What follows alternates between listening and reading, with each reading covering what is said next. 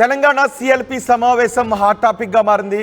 CLP సమావేశంలో చాలా విషయాలపై మాట్లాడుకున్నారు. అంతేకాదు ముఖ్యమంత్రి పార్టీ నేతలపై అసంతృప్తిని కూడా వ్యక్తం చేశారు. ఇప్పటికే పార్టీలో కొంతమంది అసమ్మతి స్వరాన్ని వినిపిస్తున్నారు, అసంతృప్తి స్వరాలను కూడా వినిపిస్తున్నారు.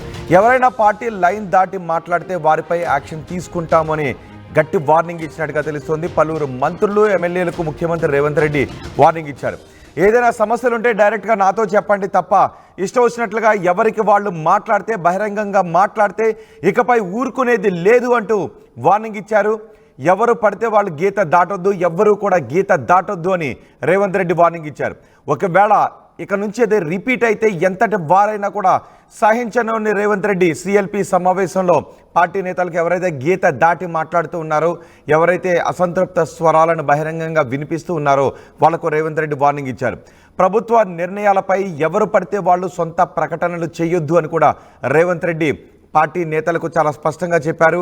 ఎవరు పడితే వాళ్ళు ప్రభుత్వ నిర్ణయాలపై సొంత ప్రకటనలు చేస్తే ప్రజల్లోకి తప్పుడు సంకేతాలు వెళ్లే ప్రమాదం ఉంది అని రేవంత్ రెడ్డి అభిప్రాయపడ్డారు.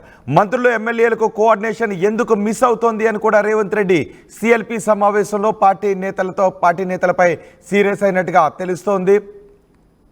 అలాగే నిధుల కొరత ఉన్న చాలా చేసాం, ఇప్పటికే ఇచ్చిన హామీలను అమలు చేసుకుంటూ వెళుతూ ఉన్నాం. నిధుల కొరత ఉన్నప్పటికీ సంక్షేమాన్ని ఎక్కడ కూడా విస్మరించడం లేదు. ఇచ్చిన హామీలను పక్కాగా అమలు చేసుకుంటూ వెళుతూ ఉన్నాం.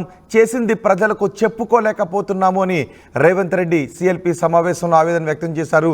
కొత్త ఎమ్మెల్యేలు మొదటిసారి గెలవడం ఈజీనే, ప్రజల్లో ఉంటేనే మళ్ళీ గెలిచే అవకాశం ఉంటుంది, లేకపోతే మళ్ళీ ఓడిపోయే అవకాశం ఉంటుంది. అలాంటి వాళ్లకు తదుపరి టికెట్లు దక్కే అవకాశాలు కూడా ఉండవని వార్నింగ్ సంకేతాలను రేవంత్ రెడ్డి సిఎల్పి సమావేశంలో ఇచ్చారు.